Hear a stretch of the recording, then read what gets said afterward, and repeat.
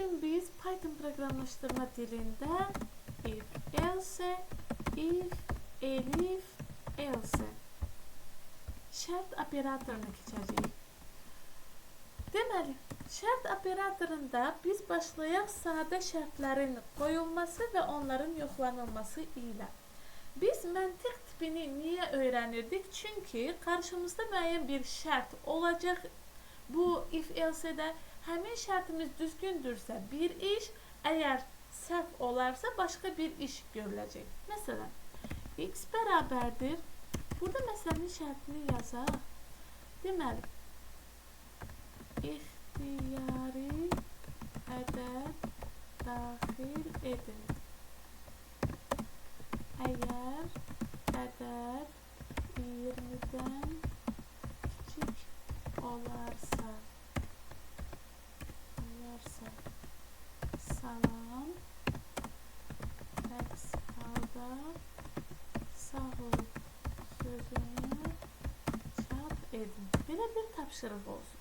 Biz ədəd daxil etməli olduğumuz üçün elə dəyişən adında ədəd yazaq. Ədəd bərabərdir int input.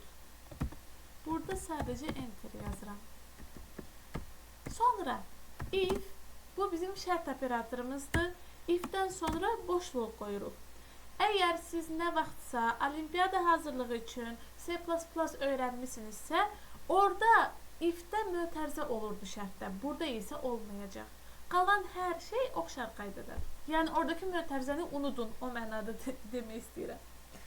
Deməli, if burada bizə şərt üçün nə deyir? Əgər ədədimiz 20-dən kiçik olarsa, 20-dən kiçik olarsa'dırsa, yəni şərtimiz ədəd kiçikdir 20. Şərtimizi qoyduq. Şərtimiz bitəndən sonra qoşa nöqtəni qoyuruq. Qoşa nöqtə o deməkdir ki, bizim şərtlə if hissəsi ilə bağlı işimiz bitir. Enteri vuranda qoşa nöqtə var deyə o artıq avtomatik yerini tutur.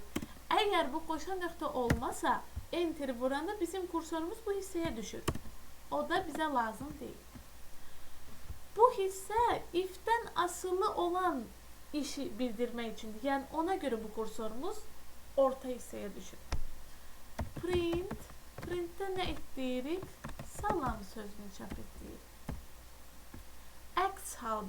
Əks halda üçün, baxın, normalda bu düşəndə ortada düşür. Yəni, bir dənə if-in bir neçə işi ola bilər. O səbəbindən o ortaya düşür. Amma bizim hal-hazırki tapşırığımıza görə if-də bircə salam sözünü çap edirik. Başqa bir işimiz yoxdur. O səbəbdən artıq biz yazmalıyıq else-ni, əks haldanı. Else üçün biz bunu biraz qabağa dartırıq. Çünki if necə kodumuzun əsas parçasıdırsa, onun digər hissəsi, o da bir əsas parçadır, o da olacaq else. Burada if, else eyni səviyyədədir. Baxın, yəni yazılış tərzləri eynidir. İçəridə yazılan şeylər isə həmin o əsas hissələrdən asılı olan tərəflərdir. Yəni, əgər bizim ifimizdəki bu şərt doğru olarsa, biz buna baxa bilərik. Əgər doğru deyilsə, düşüb else-yə baxacağıq. Yenə qoşa nöqtədən enteri vururuq, print, sağ ol çap edirik. İndi baxaq. Run. Ədədimizi daxil edirik 21 çap olundu, sağ ol. Burada nə baş verir? Ədəd 21 daxil oldu. Şərtimiz gəlib yoxlayırıq şərti. 21 20-dən kiçikdirmi? Yox. Yəni cavabımız buradan olur false. Biz ona görə xətti algoritmləri yazarkən, onların kodunu qurarkən boolean məntiq tipini o səbəbdən öyrənirik. Yəni true, false nə zaman çıxır, necə olur? Sonra əgər şərt düz deyilsə, bu printə ümumiyyətlə baxmırıq, düşürük əks halda else versiyasına baxırıq və onun işini icra edirik. O səbəbdən işimiz icra olundu, sağ ol, çap olundu. Bu belə. Siz bunu onsuz da müəyyən qədər anlayışınız var, o səbəbdən birazcıq keçirəm çətin şərtlərə. Deməli, biz mürəkkəb şərti qurmaq üçün, yəni elə if-else-də də mürəkkəb şərt qura biləcəyik. Mütləq eliflər və yaxud da təkrarlanan bir neçə if olması vacib deyil. Mürəkkəb şərtləri qurmaq üçün bizim köməyimizə məntiq operatorları deyə bilərik də biz bunu. Operatorları gələcək. Məntiq operatorlar deyəndə biz nə nəzərdə tuturuq? And, or və not. And olacaq və məntiqi mülahizə olaraq və ya ifadələrini, onların müqayisəsini biz aşağı siniflərdən bilirik. Və deyiriksə, orada hər iki iş icra olunmalıdır. Məsələn, müəllim sual verəndə Kənan və Nicat cavab verdi. Kənan və Nicat deyilirsə, deməli hər iki şagird cavab vermişdir. Və operatoru belə bir iş görür. Yəni, burada and ilə biz if üçün mürəkkəb şərt quracağıq. Əgər and ilə verilən bir şərt varsa, onun hər iki tərəfindəki şərti doğru cavab qaytarmalıdır. Yəni, and olanda hər ikisi true olmalıdır. Keçirik ora. Or bizim və ya məntiqi mülahizəmizdir. Və ya olanda belə bir proses olur. Sual veriləndə Kənan və ya Nicat cavab verəcək. Burada nə baş verir? Suala Kənan da cavab verə bilər, suala Nicat da cavab verə bilər, suala hər ikisi də cavab verə bilər. Yəni, or olanda iki şərtimiz olacaqsa, yəni orun solunda və sağında şərt olacaqsa, o şərtlərin ya solundakı da düz ola bilər. Bu zaman ümumi şərtimiz düz sayılır. Sağdakı da düz ola bilər. Bu zaman yenə ümumi şərtimiz düz sayılır. Hər ikisi də düz olsa yenə də düz sayılır. Yəni or üçün var 3 versiya, and üçün yalnızca bir versiya var. And-də hər ikisi mütləq olmalıdır. Orada isə ən azı bir şərt düz olsa o yetərlidir. Not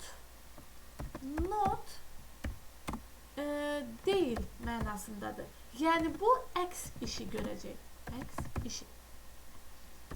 Məsələn, əks işi görür. Tutaq ki, true cavab kimi bizə true verib, onun qabağına mən not atsam, bu cavabı dəyişəcək, olacaq false. Məsələn, x bərabərdir 9, y bərabərdir 7. Print x böyükdür y. Burada x böyükdür y-dən mən cavabı nə almalıyam? Hə, uşaqlar? True. True almalıyam. True. Amma, baxın, indi baxaq. Birinci mən true aldım, okey. İndi mən printin daxilində o ifadənin qabağına not atıram. Notlarsa qalmış. İndi qabağına not attım. Notu kiçik mi yazmalıydı?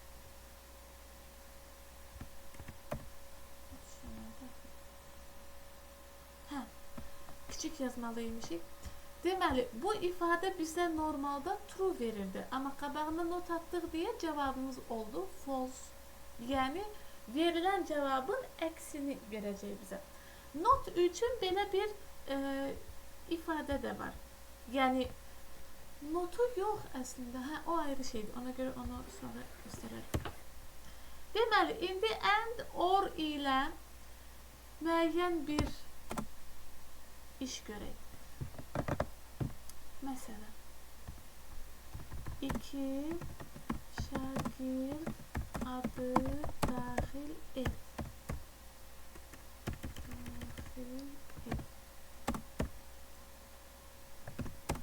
Əgər bu adlar Kənan və Nicat olarsa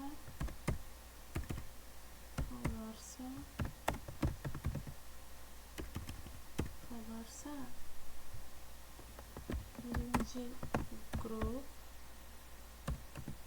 X halda ikinci grup sözünü çarp birinci grup sözünü çap edin. Deməli, burada nə baş verir?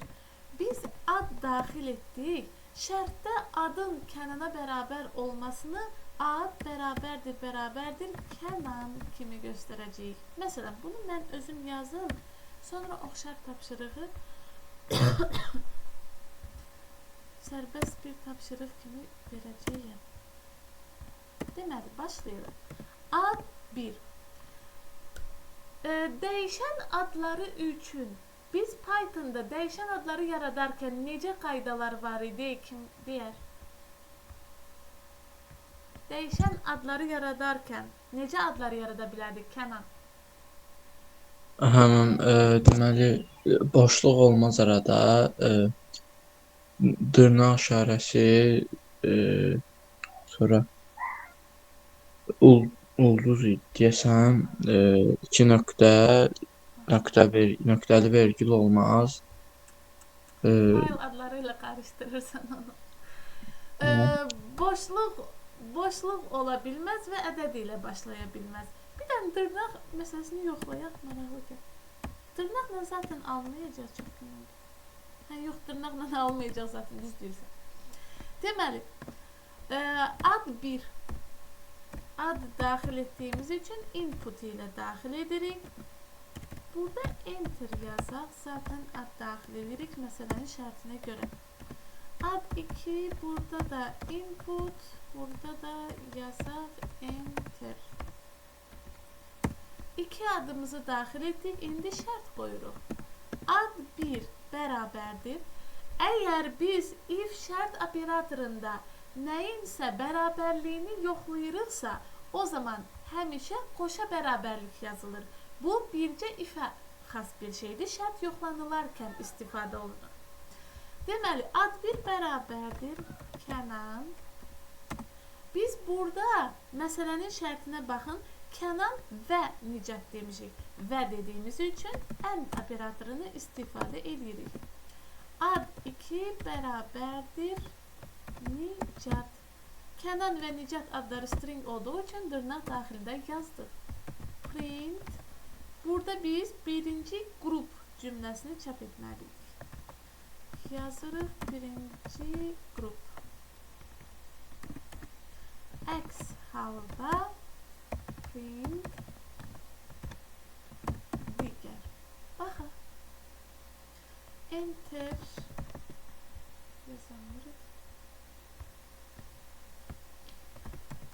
Kənan Nicat. Alındı birinci qrup. Burada nə baş verir? Hər iki dəyişəndən müəyyən qiymətlər gəldi. Kənan, Nicat. Onları yoxlayır. Ad 1-dən gələn Kənandırmı? Buradan cavab kimi bizə gəlir true. Ad 2-dən gələn Nicatdırmı? Buradan da bizə cavab kimi gəldi true. And var deyə hər iki, həm sol tərəfdəki, həm də sağ tərəfdəki şərt ödənildi deyə o səbəbdən ümumi şərtimiz, ümumi cavabımız oldu true. O səbəbdən də keçib biz birinci qrup sözünü çapa verdik.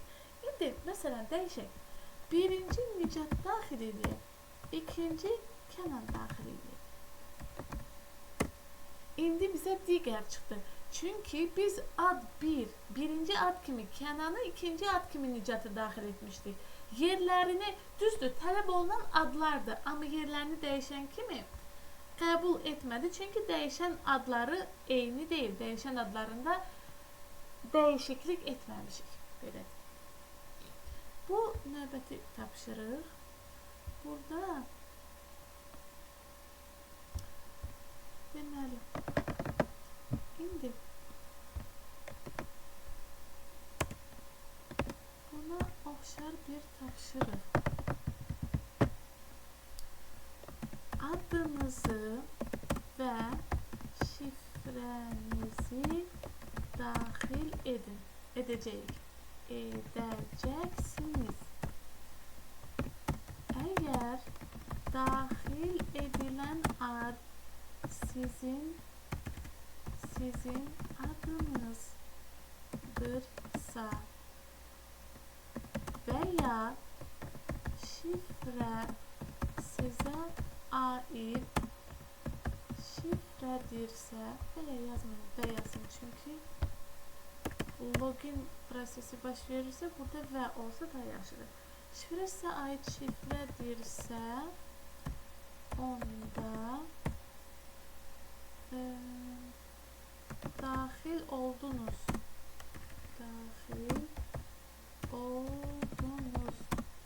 cümləsini çap edin.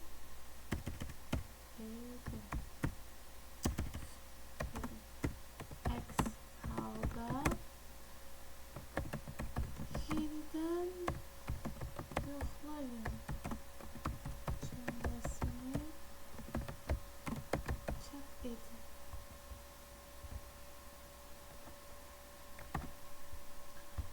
Deməli, indi siz nə edirsiniz? Bu sərbəst tapşırıqdır.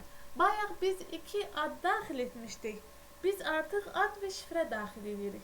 Şifrə biz bilirik ki, nə tam integer olmayacaq, float ümumiyyətlə olmayacaq. Şifrəmizdə həm hərflər, həm simvollar, həm də ki, ədədlər olmalıdır. O səbəblə qarışıq olduğu üçün şifrəni klaviaturadan daxil edərkən biz onu input, yəni string kimi daxil etməliyik. Adımız onsuz da stringdir. Şərt qoyarkən siz belə qoymalısınız. Məsələn, şifrə tutaq ki, info 2026 belə bir şey. Yəni nəzərdə dəyişəndən bu daxil etdiyiniz şifrənin normal şifrənizə bərabər olub olmadığını yoxlamalısınız. Burada və deyilib, adınızın da ad bərabərdir Kənan, ad bərabərdir Nicat olmalıdır. Bunu siz sərbəst yazırsınız və mənə atırsınız.